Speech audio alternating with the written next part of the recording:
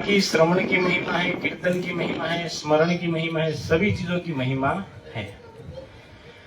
तो कल नरसिंहदेव भगवान का जन्मदिन था। तो नरसिंहदेव भगवान प्रकट क्यों हुए? देखो, जब नरसिंहदेव भगवान प्रकट हुए ना, तो ब्रह्मा जी सोचने लगे, मैं विधाता हूं, मैंने ये शास्त्रों की रचना की है और मैं जैसा सोचता उसी प्रकार से ये सृष्टि में होता है। तो मैंने कहीं पर ये नरसिंहदेव भगवान का तो आविर्भाव लिखा नहीं था, तो वो कहां से आ गए? वो आश्चर्यचकित हो गए थे। पर उनको ये मालूम नहीं है, भगवान भक्त वत्सल है। वे अपने भक्त के लिए, हम सबको मालूम है, भगवत गीता का प्रसिद्ध श्लोक है, यदा यदा ही धर्मस्य ग्लानिर्भवति भारत अभ्युत्थानम धर्मस्य तदात्मा सुजाम्य। धर्म संस्थापनार्थाय संभवामि युगे युगे। જ્યારે जब जब धर्म की हानि होती है, पाप कर्मी लोग बढ़ जाते हैं, तब तब भगवान प्रकट होते हैं। पर उन पापियों को मारने के लिए नहीं, पर अपने भक्त के लिए भगवान प्रकट होते हैं। यहाँ पर ऐसा ही है। नरसिंहदेव भगवान आए तो किसके लिए? प्रहलाद महाराज के लिए आए। देखो, प्रहलाद महाराज जो थे, वे जन्म से ही भक्त थे। इसका कारण क्या था? इसका एक कारण यह था कि जब हिरण्यकश्यप तपस्या करने के लिए गया, तब उसकी पत्नी कयाधु थी, उनके गर्भ के अंदर इनका बालक था। हिरण्यकश्यप के 5 बालक और 1 कन्या थी, उनमें से अंतिम सबसे छोटा यह बालक था। तो इंद्र ने क्या सोचा, इसका बाप पिता तो बहुत बड़ा असुर है, वो हम सबको हानि पहुंचाता है, और एक असुर आएगा तो वो भी हमें हानि पहुंचाएगा। तो अभी हिरण्यकश्यप नहीं है, तो माता कयाधु को हम अपहरण कर लेते हैं। तो इंद्र ने अपहरण भी किया। तो तुरंत नारद जी बीच में आए और नारद जी ने कहा कि आपको मालूम है कि इनके गर्भ के अंदर जो बच्चा है वो कोई असुर नहीं है, राक्षस नहीं है, और ये भगवान का शुद्ध भक्त होगा। जब इंद्र ने ये बात सुनी, तो इंद्र ने क्या किया? उनको दंडवत प्रणाम किया। देखो, एक असुर राज की पत्नी को इंद्र ने दंडवत प्रणाम किया, उनकी प्रदक्षिणा की, और फिर वो उनको प्रणाम करके वहां से निकल गए। और नारद जी कयाधु को लेकर अपने आश्रम में गए। वहां पर प्रतिदिन वे भगवान की कथा सुनती। ये कयाधु तो सो जाती, पर उसके गर्भ में रहा जो बच्चा था, ये सारी कथाएं सुनता था। इन कथा का सुनने के कारण और नारद जी से शुद्ध भक्त के संग के कारण कयाधु के गर्भ से प्रहलाद महाराज का जन्म होता है। देखो, संग की कितनी महिमा है। और संग की ये भी महिमा है कि अगर किसी साधु का संग क्षण मात्र भी हो जाता है, चाहे वो साधु हो, चाहे वो भगवत कथा हो, तो वे हमारे जीवन में परम लाभप्रद होता है। वो लाभ कब, कैसे और किस तरह से हमें प्राप्त है, ये हमें मालूम नहीं है, पर अवश्य वो लाभप्रद होता है। देखो, यहाँ पर नारद जी की संगति होगी, तो नारद जी की संगति मात्र से उनके घर में भगवान के शुद्ध भक्त का जन्म होता है। प्रहलाद महाराज का जन्म से ही वे भक्ति करते हैं। वे हमें सिखाते हैं कि भक्ति की कोई उम्र होती नहीं है। हम सब लोग प्राय ये सोचते हैं कि अभी थोड़ी ना भक्ति करेंगे, अभी तो बिजनेस करेंगे, काम धंधा करेंगे, बहुत सारा पैसा कमाएंगे, और पैसा कमाने के बाद, सुख सुविधा प्राप्त करने के बाद जब हम बूढ़े हो जाएंगे तब हम भजन कर लेंगे। पर हमें अभी ये मालूम है नहीं कि हम बूढ़े हो गए कि नहीं हो गए। अभी अभी पहले जैसा नहीं है कि पहले के समय में 70-80 साल तक लोग आराम से जी जाते थे। अभी तो 25, 35, 50 साल के आदमी को भी हार्ट अटैक आ जाता है, रास्ते पर जाता है, एक्सीडेंट हो जाता है। अभी किसी का कोई भरोसा है नहीं। इनमें से हम कह नहीं सकते ये जितने व्हाइट बाल वाले हैं वे ही पहले जाएंगे, हमारी भी बारी आ सकती है पहले। तो अभी के समय में ये उचित नहीं कहा जाता कि हम 70-80 साल तक जीवित रहेंगे ही रहेंगे। तो बुद्धिमान व्यक्ति वो है कि ये शास्त्रों का संग करने से, भक्तों का संग करने से ये समझ ले कि मनुष्य जन्म की महिमा क्या है, और भक्ति करने मात्र से हम आसानी से सुखपूर्वक भगवान की प्राप्ति कर सकते हैं। देखो, भक्ति के अंदर किसी भी प्रकार का दुख है नहीं। भक्ति में करना क्या होता है? साधु का संग करना, भक्त का संग करना होता है।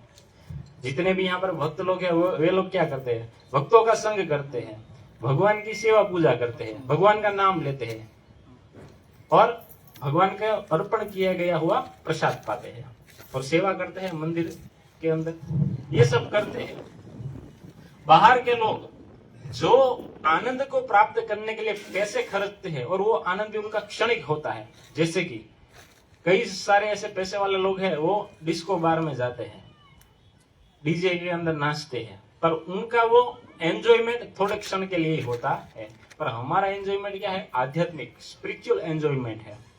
अगर कोई व्यक्ति भगवान के कीर्तन में नाचता है तो कितने घंटों तक वो नाचता है, फिर भी उसके शरीर में किसी भी प्रकार की थकान रहती नहीं है और उस शरीर में उत्साह प्रकट होता है। ये भी फ्री में, वो पैसे देकर जाता है। कोई व्यक्ति बाहर खाने के लिए जाता है तो कम से कम 4 व्यक्ति गया हो किसी अच्छी होटल में तो 1000 रुपए का बिल तो आता ही आता है। भक्त लोग अपने परिवार के साथ मंदिर में जाते हैं, वहां पर वो भगवान का प्रसाद पाते हैं, वो भी फ्री में। देखो ये सुविधा है, भक्ति में कितनी अनुकूलता है। भक्ति में हम सब लोग भगवान का नाम लेते हैं और भगवान का नाम में भी क्या शास्त्र में बताया गया? नाम लेने के लिए किसी भी प्रकार की पाबंदी नहीं है। आप दिन में रात में कहीं पर भी किसी भी अवस्था में, सोते हुए जागते हुए, किसी भी अवस्था में, किसी भी समय में, किसी भी स्थान में, कहीं पर भी आप भगवान का नाम ले सकते हो। आपको कोई वैदिक अनुष्ठान करना हो ना तो उसके लिए शुद्धता, पवित्रता, समय की अनुकूलता ये सब चाहिए, पर नाम लेने में ये सब बाधक है नहीं। तो नाम की इतनी महिमा है और नाम लेने से हम सबको मालूम है कि बड़े से बड़े किए गए पाप भी नष्ट हो जाते हैं। और नाम क्या है? नाम है भगवान का फोन नंबर। किसी को हमें बात करनी हो तो उनका नंबर लगाते हैं ना, 96248 ऐसा, तो ये भगवान का डायल नंबर है। अगर किसी को भगवान से बात करनी हो तो उसको ये मंत्र जपना चाहिए, हरे कृष्णा कृष्णा कृष्णा हरे हरे, हरे राम राम राम हरे हरे। तो प्रहलाद महाराज का जन्म होता है। प्रहलाद महाराज के जन्म से ही लक्षण, एक भक्त के लक्षण होते हैं। उनके पिता तपस्या करके ब्रह्मा जी को प्रसन्न करके बहुत सारे वर लेकर आते हैं। देखो समय हमारे पास कम है इसलिए मैं फास्ट जा रहा हूँ। आप सबने कथा सुनी है, पर एक बार सुनना, 2 बार सुनना, 3 बार सुनना ऐसा नहीं है, कई बार ये कथा सुननी चाहिए, क्योंकि ये हर बार नित्य नवीन लगती है और हर बार ये रसप्रद होती है, क्योंकि ये भगवान की कथा दिव्य कथा है। चैतन्य महाप्रभु, ध्रुव महाराज और प्रहलाद महाराज की कथा है 1000 बार सुनी हुई है।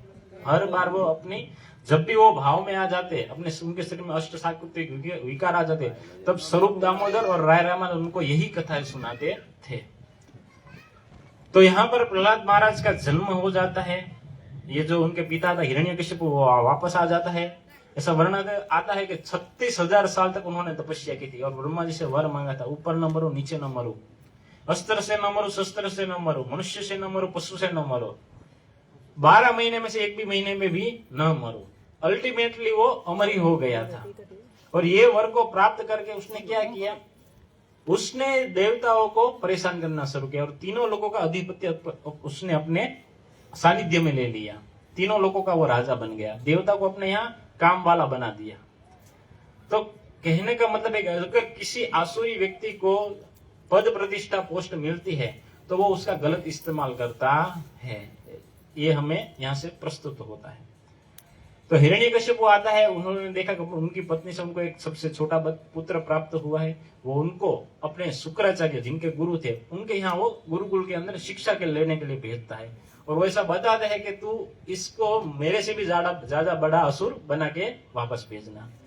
तो शुक्राचार्य के जो पुत्र थे संत और अमर, वो उनको शिक्षा प्रदान करते हैं, पर ये तो भक्त थे, उनकी शिक्षा सुनते, पर जब गुरुजी न होते तो वे खुद शास्त्रों के श्लोकों को बोलते, अपने पार्टी को सुनाते और उनको वे भी कहते कि विष्णु की भक्ति करनी चाहिए, भगवान की भक्ति करनी चाहिए। उनके मित्र जो भी असुर थे, असुरों के पुत्र थे, वे भी उनसे कहते कि आप ऐसा क्यों कह रहे हैं, कि नहीं, मैं तो जीवन का जो लक्ष्य है मैं वही आपको बता रहा हूँ, यही सही रास्ता है। और अपने सहपाठी को भी यह ज्ञान वो देते थे। तो 1 साल खत्म हुआ, अपना पुत्र वापस आया तो पिता ने अपने गोद पे ऊपर बैठे और कहा कि बेटा तुम्हें सबसे अच्छा क्या लगा? तो वो बोला कि पिताजी ये सारा जो राज पाठ है, ये सारा जो तामझाम है, उसको छोड़कर हमें वन में जाना चाहिए और विष्णु की भक्ति करनी चाहिए। तो जैसे ही पिता ने सुना कि ये तो मेरे शत्रु का नाम ले रहे हैं, तुरंत उसने उनके गुरु को बुलाया कि आप इसको क्या बढ़ा रहे हो, ये तो मेरे शत्रु की बात कर रहा है। वो उनकी भक्ति करने को बोल रहे हैं, ठीक ठीक से पढ़ाओ, जाओ वापस लेके जाओ। वापस भेज दिया, 1 साल और पढ़ाया। ये तो थर थर कांपने लगे थे सन और अमर, कि ये हिरण्यकशिपु हमारा धड़ से मस्तक अलग ना कर दे। तो फिर उन्होंने क्या किया, फिर 1 साल पढ़ाया और फिर वापस लाया अपना पुत्र। तो उन्होंने फिर से गोदी में बैठाया और बात बताया कि बेटा अब की बार को तो ये हिरण्यकशिपु को ऐसा लगता था कि अब की बार तो ये पक्का असुर बन के आ गया है। हरि बोल।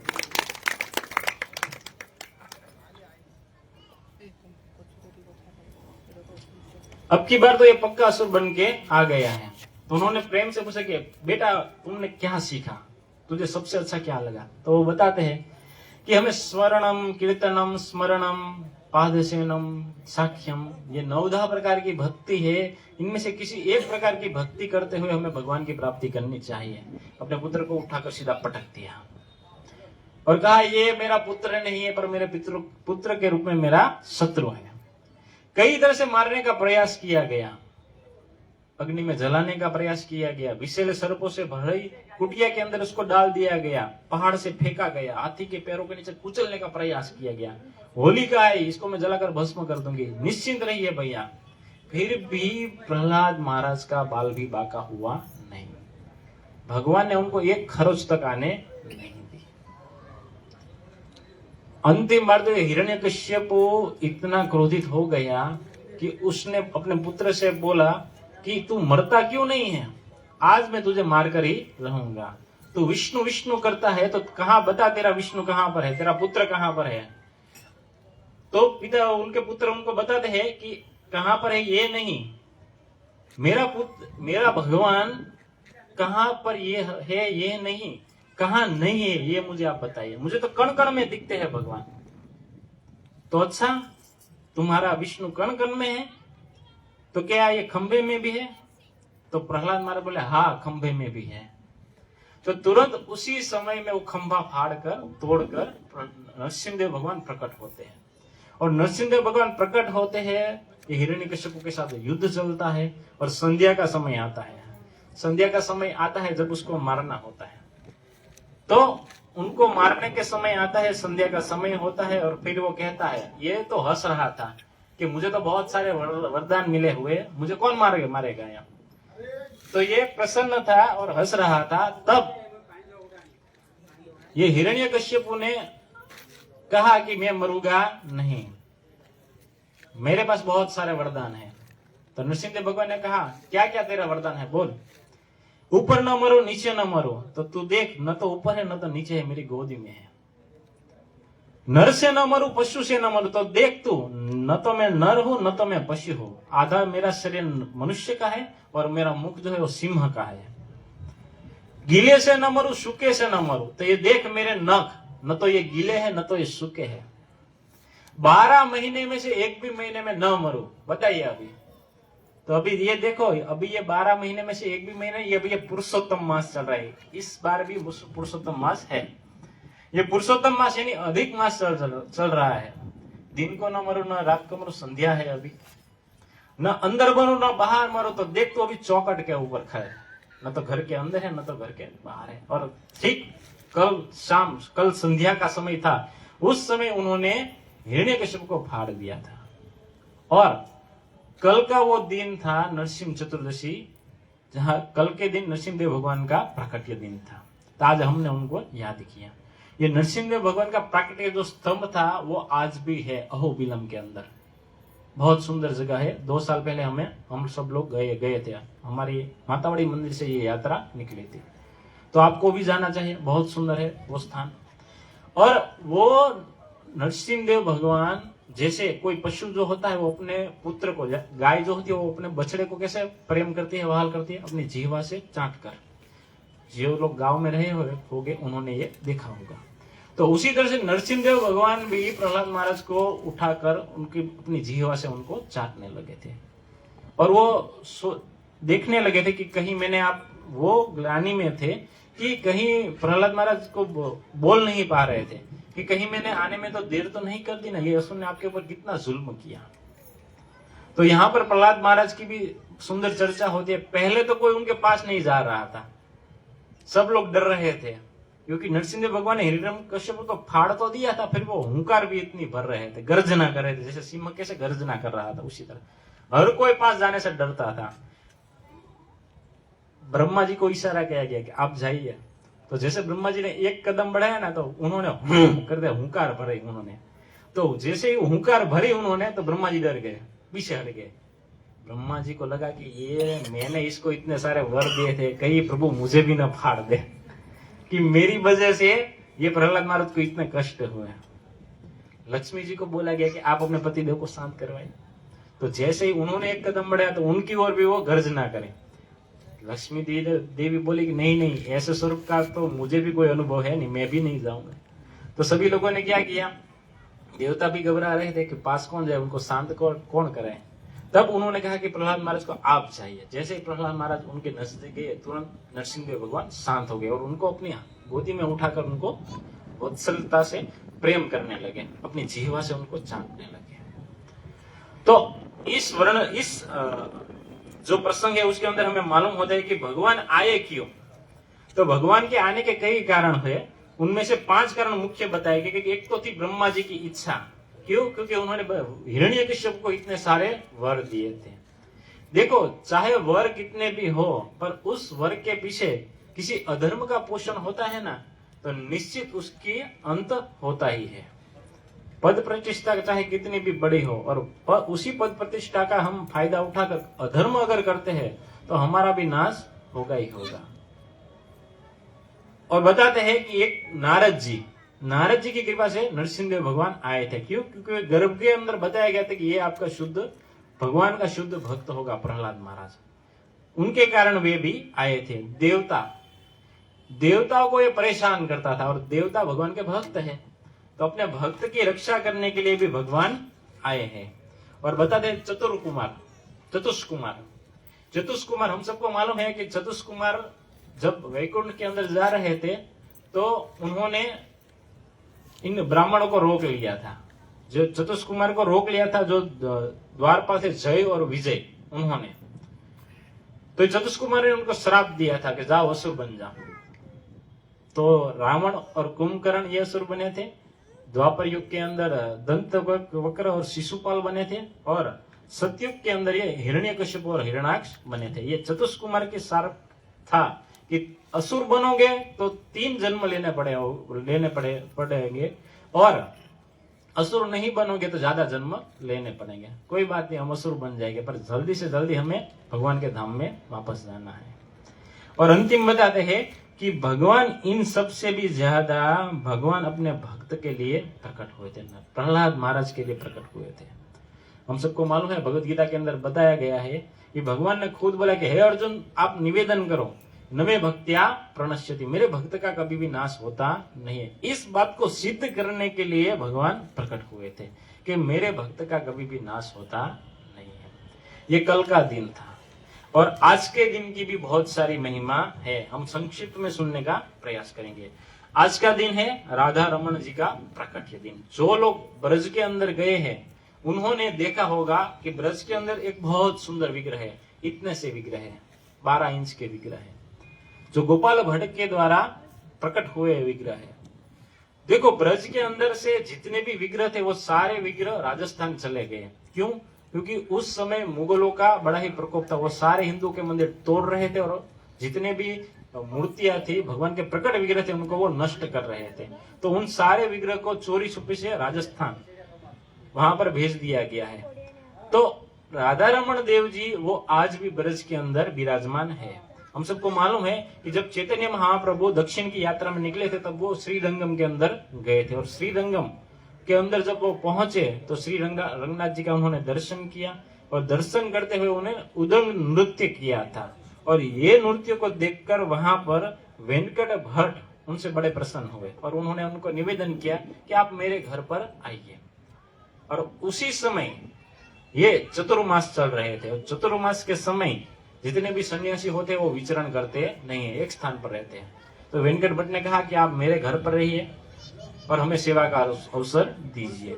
तो वहां पर उन्होंने उनकी 4 महीने तक सेवा की, और उनके सुपुत्र जो छोटे से थे, 11 ही साल के थे, ये गोपाल भट्ट, उन्होंने भी उनकी सेवा की, उनको उनके मुख से कथाएं सुनी और उनकी सेवा का, उनके संग का, उनके उच्छिष्ट का उनको लाभ हुआ, चैतन्य महाप्रभु के उच्छिष्ट का। और गोपाल भट्ट ने निवेदन किया कि मैं अभी आपको शरणागत होना चाहता हूं। तो चैतन्य महाप्रभु ने किया, जब तक आपके माता पिता है तब तक आप उनकी सेवा कीजिए, जैसे ही ये कर्तव्य से आप मुक्त हो जाते हैं तुरंत आप मेरे पास आ जाना। माता पिता का जीवन पूर्ण होता है। तुरंत गोपाल भट्ट उनके पास जाते हैं और उनको कहते हैं कि अब मैं आपका और चैतन्य महाप्रभु उनको ब्रज में भेजते हैं और उनको 4 वस्तुएं भी प्रदान करते हैं, उनके लिए भेजते हैं। जगन्नाथपुरी से चैतन्य महाप्रभु उनके लिए स्पेशल भेजते हैं। ये 4 चीजें कौन सी होती थी? दौर, कोपिन उत्तरीय वस्त्र, बहिर्वास और आसन, ये 4 चीजें उनको भेजते हैं। और गोपाल भट्ट गोस्वामी ब्रज के अंदर उनकी सेवा पूजा करते हैं। सनातन गोस्वामी कहते हैं उनकी सेवा पूजा नहीं करनी है, उनकी करनी नहीं है, पर उनकी आज्ञा का भी पालन करना है। तो गोपाल भट्ट गोस्वामी जब नेपाल गंडकी नदी की ओर गए होते हैं तब वहां से उनको 12 शालिग्राम शिलाएं प्राप्त होती है। देखो, गंडकी नदी की में से जो प्राप्त होती है वही शालिग्राम शिला होती है और अन्य कोई शालिग्राम शिला होती नहीं है। शालिग्राम शिला एक ज्वलंत भगवान का स्वरूप है, ये हम उठाकर नहीं ले सकते। अगर कोई शालिग्राम शिला हमारी सेवा प्राप्त करना चाहता है तो वो अपने आप हमारे पास आती है। यहाँ पर ऐसा ही हुआ। गोपाल भट्ट गोस्वामी जब गंडकी नदी के अंदर स्नान कर रहे थे और जैसे डुबकी लगाकर आते हैं बाहर तो उनके हाथ में एक शालिग्राम शिला आते, दूसरी डुबकी लगाते हैं दूसरी शालिग्राम शिला आते, इस तरह से 12 शालिग्राम शिला उनको प्राप्त होती है। और वे सारी शालिग्राम शिला को लेकर ब्रज के अंदर आते हैं। ब्रज के अंदर आते हैं, उनकी सेवा करते हैं। उसी समय ब्रज के अंदर एक धनी व्यक्ति आया होता है और वो धनी व्यक्ति ब्रज के अंदर जितने भी विग्रह होते हैं उन सबको वस्त्र प्रदान कर रहे होते हैं। जैसे कि हम सबको मालूम है, रूप गोस्वामी के प्राणधन गोविंद देव जी है, सनातन गोस्वामी के मदन मोहन है, गोपीनाथ जी, गोपालानंद, ये सारे विग्रह को वो वस्त्र प्रदान कर रहे थे। तब उस समय गोपाल भट्ट गोस्वामी के मन में भी, चित्त में भी ऐसा एक चिंतन आया कि मेरे पास भी काश विग्रह होते तो मैं भी उनको सुंदर वस्त्र पहनाता, उनकी सेवा करता, पर मेरे पास तो शालिग्राम है। तो उनकी ये इच्छा को सुनकर वो रात को विलाप करते हुए सो गए, चिंतन करते हुए सो गए, प्रभु का चिंतन करते हुए। तो जैसे ही वो सो गए तो सुबह जैसे ही उठे तो उन्होंने देखा कि उन 12 शालिग्राम शिलाओं में से एक शालिग्राम शिला जो दामोदर शिला थी, ये दामोदर शिला के 2 हाथ 2 पैर, एक सुंदर मुखमंडल, ऐसा प्रकट विग्रह प्रकट हो गया, 12 इंच का विग्रह प्रकट हो गया। और ये देखकर तो आश्चर्यचकित हो गए। ये शिला का नाम था दामोदर शिला। और तुरंत उन्होंने रूप गोस्वामी, सनातन गोस्वामी, ब्रज के जितने भी संत से सारे संतों को उन्होंने बुलाया। और जैसे ही उन्होंने बुलाया उन सारे लोग ये जो श्री विग्रह थे उनको देखकर आश्चर्यचकित हो गए कि कितने सुंदर विग्रह है ये, क्योंकि भगवान स्वयं प्रकट हुए थे। तो ये विग्रह को देखकर वे प्रसन्न हो गए और प्रसन्न होकर सुंदर उत्सव मनाया गया। और उत्सव मनाया गया तब गोपाल भट्ट गोस्वामी के पास पैसा तो नहीं था, उधार लाकर भी उन्होंने उत्सव मनाया और सुंदर उत्सव मनाया। और राधा रमन लाल उनका नामकरण रखा गया और सुंदर उनकी सेवा चालू की गई। तो यहाँ पर क्या हुआ, राधा रमन लाल को मालूम था कि गोपाल भट्ट के पास पैसे नहीं है, तो जितने भी वो उधार लाए तो वो सारा उधर एक छोटा सा बालक बनकर वो दूसरे दिन चुकते कर दिए। यहाँ पर क्या होगा, बहुत दिन व्यतीत हो गए, गोपाल भट्ट गोस्वामी वो उधार चुका सके नहीं, उनको मालूम नहीं था। तो वो जो थोड़ा समय बीतने के बाद, थोड़ा धन अर्जन करने के बाद वो उसके पास जाते हैं और उनको कहते हैं कि ये लो आपके पैसे। तो वो व्यापारी बोलते हैं कौन से पैसे, कैसे पैसे? तो बोले वो मैंने आपको 2 दिन का वायदा किया था और बहुत सारे दिन व्यतीत हो गए, मैं आपको वो पैसा चुका नहीं पाया, इसलिए मुझे क्षमा कीजिए। अरे आपने तो दूसरे दिन ही पैसा भिजवा दिया था, एक छोटा सा बालक आया था वो मुझे पैसा देकर गया, बड़ा ही सुंदर बालक था, मैं तो उसको देखकर आश्चर्यचकित हो गया, ऐसा बालक तो मैंने आज तक नहीं देखा। तो तुरंत वो समझ गए कि वे और कोई नहीं था पर ये राधा रमन लाल जो ही थे। तुरंत वो आते हैं, उनको चरणों में साष्टांग दंडवत प्रणाम करते हैं और ऐसी सुंदर सुंदर लीलाएं करते हैं। और हम ये भी सुनते हैं कि ये जो कल आज का दिन है, आज के दिन ये राधा रमन लाल प्राकट्य हुए थे। शालिग्राम शिला में से आज के दिन राधा रमन लाल प्राकट हुए थे। आज का वो शुभ दिन है। जैसे कि आज इनके सुपुत्र का जन्मदिन है ना, तो आज के दिन ये राधा रमन लाल जी प्रकट हुए थे। माधवेंद्र पुरी, उनका भी आविर्भाव दिन है। खीर चोरा गोपीनाथ, आप में से कई भक्तों ने नाम इनका सुना होगा, जिनके लिए साक्षात भगवान ने खीर चुराई, ऐसे भगवान के शुद्ध भक्त माधवेंद्र पुरी का भी आज जन्मदिन, आविर्भाव दिन है। और ऐसा बताते हैं कि उनके शिष्य हुए ईश्वरपुरी, और उनके पास से दीक्षा किन्होंने ली? चैतन्य महाप्रभु ने दीक्षा उनके पास से ली। माधवेंद्रपुरी जिनका आज आविर्भाव दिन है, उनके शिष्य हुए ईश्वरपुरी, और उनके पास दीक्षा ली चैतन्य महाप्रभु ने। और श्रीनिवास आचार्य, उनका भी आज आविर्भाव दिन है। और अंतिम सलिल विहार लीला। देखो, भगवान को ठंडी गर्मी सुख दुख ये सब लगता नहीं है, ये तो हमें लगता है क्योंकि हमारे पास भौतिक शरीर है। पर भगवान का तो दिव्य शरीर होता है, वो चिन्मय होता है, वो सतचित और आनंदमय होता है। तो हमें ऐसा कई बार देखकर मन में प्रश्न होता है, ये भगवान की इतनी सारी सेवा कर रहे हैं, भगवान को क्या इतनी सारी सेवा की जरूरत होती है? इतने सारे उत्सव के नहीं, भगवान को कोई आवश्यकता नहीं है, जरूरत हमको है। हम भगवान की सेवा करेंगे, यहाँ पर प्रैक्टिस करेंगे, तभी भगवान के धाम में जाकर उनकी सेवा कर पाएंगे ना। अगर यहाँ पर अभ्यास ही नहीं होगा तो वहां पर जाकर क्या करेंगे? जैसे कि बच्चों के अभी एग्जाम खत्म हुए हैं, तो उन्होंने पूरे साल भर अभ्यास किया था और फिर अंत में उन्होंने एग्जाम अच्छी तरह से दी और अच्छे मार्क्स भी आए होंगे। तो उसी तरह से यहाँ पर हमारा अभ्यास चल रहा है, चाहे वो हरि नाम हो, भगवान की कथा सुनना हो या भगवान की सेवा करना हो। यहाँ से अभ्यास करके हमें भगवान में धाम में जाकर यही करना है। तो यहाँ पर हमारा अभ्यास चल रहा है। तो सलिल विहार ऐसी लीला है कि भगवान को वैसे गर्मी लगती नहीं है, पर ये गर्मी का माहौल चल रहा है अभी। तो गर्मी का माहौल चल रहा है, तो भगवान को भी सुख प्रदान करने के लिए, जैसे कि हम सबको मालूम है,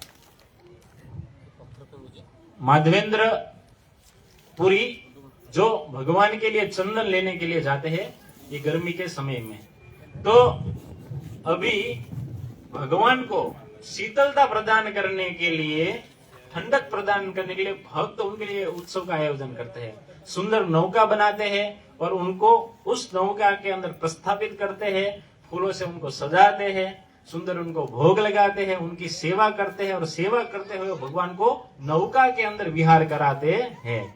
ये आज के दिन किया जाता है। तो आज के दिन की इतनी सारी महिमा है। क्या क्या हमने सुना? आज कल का दिन था जब नरसिंहदेव भगवान का प्राकट्य हुआ। आज के दिन राधा रमन लाल का प्राकट्य दिन है, माधवेंद्र पुरी का प्राकट्य दिन है, श्रीनिवास आचार्य का प्राकट्य दिन है, और सलिल विहार, भगवान को नौका विहार भी आज के दिन से कराया जाता है।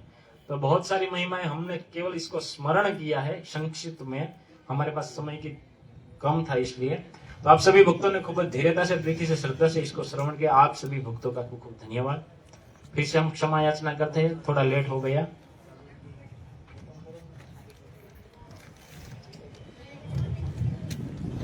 प्रभु जी बोल रहे हैं कि अभी समय है, तो कोई बात नहीं, एक और लीला सुन लेते हैं। देखो, हमने नरसिंहदेव भगवान का प्राकट्य सुना, तो आज भी नरसिंहदेव भगवान अपने भक्तों की रक्षा करते हैं। देखो, जब प्रभुपाद जी ये हरिनाम का प्रचार प्रसार कर रहे थे विदेश के अंदर, तब बहुत सारे दुविधाएं आती थी। और एक बार तो ऐसा वर्णन होता था, अटैक हो गया था, यानी बॉम्ब ब्लास्ट हो गया था, तो सारे भक्त घबरा गए। तो उसी समय ये प्रभुपाद जी ने बताया कि अभी हमें नरसिंहदेव भगवान की सेवा, पूजा, अर्चना और आरती शुरू करनी होगी। नरसिंहदेव भगवान को मंदिर के अंदर प्रस्थापित किया गया और 3 टाइम ये नरसिंह आरती उन्होंने दी, प्रभुपाद जी ने कहा ये 3 टाइम हमें नरसिंह आरती का पाठ करना है। उनमें से जो पहले की 2 लाइन है, वो पुराणों में से ली गई है, और अंतिम जो लाइन है, तब कर कमल भरे नखाम अद्भुत श्रृंगाम दलिता हिरण्यकशिपु तनु भृंगम केशवधृता नरहरि रूपा जय जगदीश हरे, जय जगदीश हरे, जय जगदीश हरे। ये जो लाइन है ये जयदेव गोस्वामी द्वारा रचित लाइन है। श्रीपाद जयदेव गोस्वामी जिन्होंने गीत गोविंद लिखा है, ये गीत गोविंद के अंदर ये दशावतारम स्तोत्र लिखते हैं, जिसके अंदर 10 अवतार जो मुख्य बताए गए हैं उनका ये लीलाओं का वर्णन है। उसी के अंदर ये नरसिंहदेव भगवान का भी ये श्लोक है। तो इन 2 श्लोकों को मिलाकर पुराण में से लिए गए शुरुआत के, और ये तव कर कमल ये जयदेव गोस्वामी का दशावतार स्वरूप के अंदर मंगलाचरण है। तो इनको मिलाकर ये नरसिंह आरती बनाई गई है। आज भी इस्कॉन के प्रति मंदिरों के अंदर 3 टाइम ये नरसिंह आरती का पाठ होता है भक्तों की रक्षा करने के लिए। और ऐसा बताते हैं कि मायापुर मंदिर के अंदर उग्र नरसिंहदेव भगवान है, जिन्होंने जो लोग गए उन्होंने दर्शन किया होगा। तो ऐसा वर्णन है कि एक बार ये नरसिंहदेव भगवान का विग्रह बना रहे थे, तो विग्रह बनकर तैयार हो गया था और मंदिर का अल्टर उनका बनना बाकी था। तो विग्रह कई दिन से बन गया था, तो विग्रह जो बन गया था वे जो विग्रह बना रहा था मूर्तिकार, उसके स्वप्न के अंदर आते हैं, और स्वप्न के अंदर वो आते हैं, वो ऐसा रूप देखकर वो तो भयभीत हो जाता है और वो बोलते हैं कि तूने मुझे यहाँ पर क्यों रखा है। तो वो तो कुछ बोल ही नहीं पाता है, तो बताते हैं कि तू मुझे जल्दी से जल्दी भेज।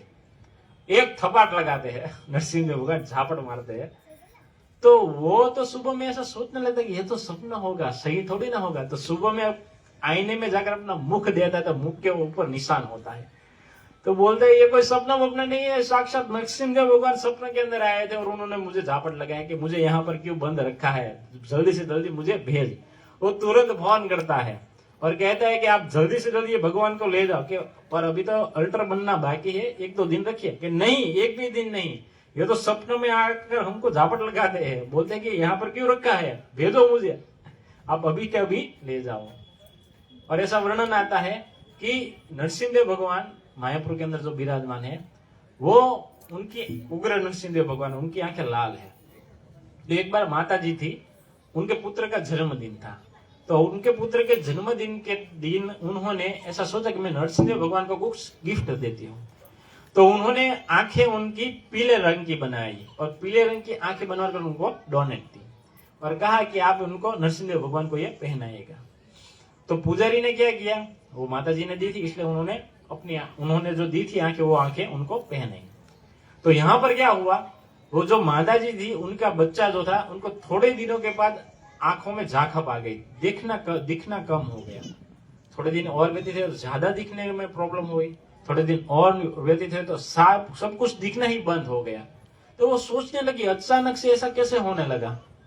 तो वो तुरंत कई सारे डॉक्टरों को बताती है, वो सारे बताते हैं सभी तो नॉर्मल है, पर इनको दिखाई क्यों नहीं दे रहा है, रिपोर्ट सारे नॉर्मल है। तो उनको याद आया कि ये नरसिंहदेव भगवान को मैंने लाल आंख की जगह पीली आंख दी थी, तो उनके लिए तो कुछ नहीं होगा ना। वो तुरंत भागी आती है और तुरंत वो उनको देती है कि ये लो, ये लाल आंख जो उग्र नरसिंह भगवान की लाल आंखें होते हैं, वही आंखें उनकी रहने दो और वो आंखें निकाल दो। तो जैसे ही उन्होंने वो आंखें निकाली उनकी पीले रंग की और वो पुरानी थी वो लगाई, तो तुरंत थोड़े दिनों के बाद उनके बच्चे को भी दिखना आंख से शुरू हो गया। और भी एक सुंदर लीला है कि वेद व्यास जी, जिन्होंने वेद शास्त्र और पुराणों की रचना की है, वे भागवतम की रचना कर रहे थे। और भागवतम की जब रचना कर रहे थे तब ये 7वें स्कंद के अंदर आए, जहां पर प्रहलाद महाराज और नरसिंहदेव भगवान का प्रसंग है। तो ये नरसिंहदेव भगवान का प्रसंग आया, तो ये प्रसंग को लिखते हुए वो आनंद विभोर हो गया, भाव विभोर हो गए, उनके हृदय में सहज प्रेम और करुणा प्रकट हो गई। तो वे उनके दर्शन की आशा करने लगे और उनके हृदय के अंदर उसी समय भगवान नरसिंहदेव भगवान प्रकट हुए। और जैसे ही उनके हृदय के अंदर वो प्रकट हुए, तो बाहर से तो उनका विकराल स्वरूप था, भयानक स्वरूप था, पर अंदर से वो एकदम करुणामय थे। तो ये तो भक्त थे, भगवान के 27 अवतार है। तो उन्होंने ऐसा सोचा कि मुझे तो ये हृदय के अंदर ये भगवान का दर्शन प्राप्त हुआ है, पर ये जीवों को भी ये दर्शन प्राप्त हो। तो तुरंत उन्होंने भगवान से प्रार्थना की, तो उसी समय भगवान की कृपा से उनको एक सुंदर सी विग्रह की प्राप्ति हुई, नरसिंहदेव भगवान के विग्रह की प्राप्ति हुई। और वे विग्रह आज की तारीख में सुवर्णपल्ली के अंदर विराजमान है। दक्षिण भारत सुवर्णपल्ली के अंदर ये विग्रह आज भी विराजमान है, जो वेदव्यास जी को प्राप्त हुए थे। और ऐसा वर्णन है, उनके मंदिर के अंदर कोई लाइट है नहीं, केवल 2 दीपक जलते हैं। एक दीपक जलता है नरसिंहदेव भगवान के चरणों के अंदर और एक दीपक जलता है उनके मुख के पास। चरणों के अंदर दीपक जलता है और मुख के पास दीपक, नासिका के पास इस तरह से दीपक जलता है कि जैसे कोई श्वास लेता हो और श्वास के कारण, हवा के कारण वो दीपक कैसे हलता हो, उसी तरह से नरसिंहदेव भगवान के श्वास से वो आज भी दीपक हलता है। अगर कोई व्यक्ति दक्षिण भारत के अंदर जाए तो सुवर्णपल्ली के अंदर ये नरसिंहदेव भगवान के विग्रह का दर्शन अवश्य कीजिएगा। वे प्रकट विग्रह है, आज भी हम इसका दर्शन प्राप्त करके हम भगवान का आश्रय प्राप्त कर सकते हैं। तो इस तरह से ये नरसिंहदेव भगवान की बहुत सारी लय है। तो समय हो गया है, आप सभी भक्तों ने खूब धैर्यता से, प्रीति से, श्रद्धा से श्रवण किया। आप सभी भक्तों का खूब खूब धन्यवाद। श्री राधा श्याम सुंदर भगवान की, जगन्नाथ बलदेव सुभद्रा मैया की, श्री प्रभुपाद की, हिताय गौर प्रेमानंदे। 5 मिनट कीर्तन करेंगे, फिर केक कटिंग हो जाएगी। 5 मिनट कीर्तन करेंगे, फिर केक कटिंग। कीर्तन कौन कौन जय माता। हरे कृष्णा कृष्ण कृष्णा हरे हरे, हरे राम राम राम हरे हरे, हरे कृष्णा कृष्ण कृष्ण हरे हरे, हरे राम राम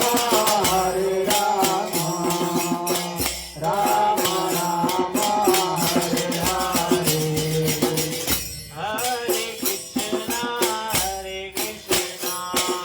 कृष्ण कृष्ण हरे हरे, हरे राम राम राम हरे हरे, हरे कृष्णा कृष्ण कृष्ण हरे हरे, हरे राम राम राम हरे हरे, हरे कृष्णा कृष्ण हरे हरे, हरे राम राम राम हरे हरे, हरे कृष्णा हरे कृष्णा कृष्णा कृष्णा हरे हरे, हरे राम राम राम हरे हरे, हरे कृष्णा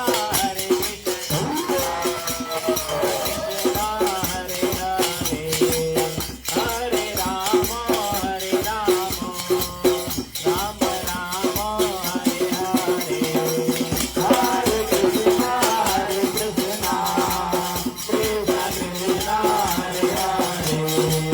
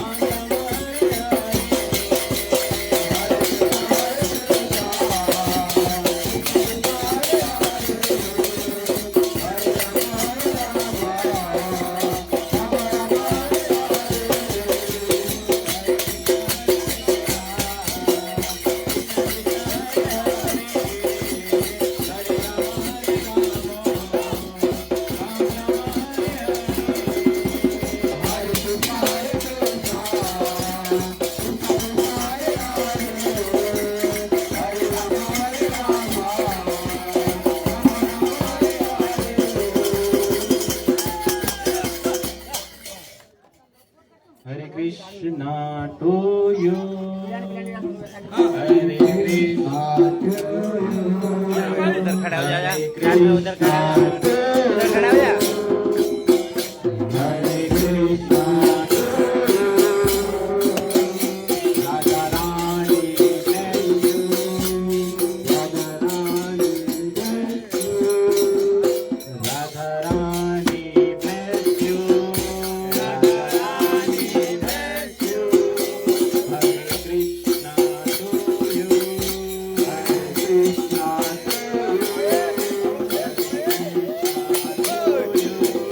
Hare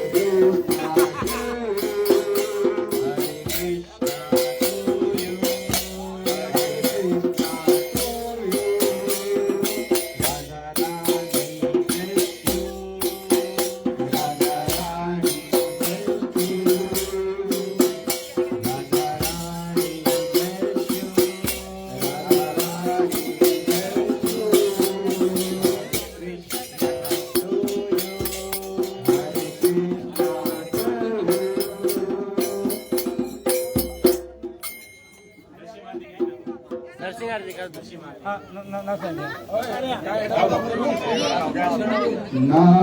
नमस्ते नरसिंहाय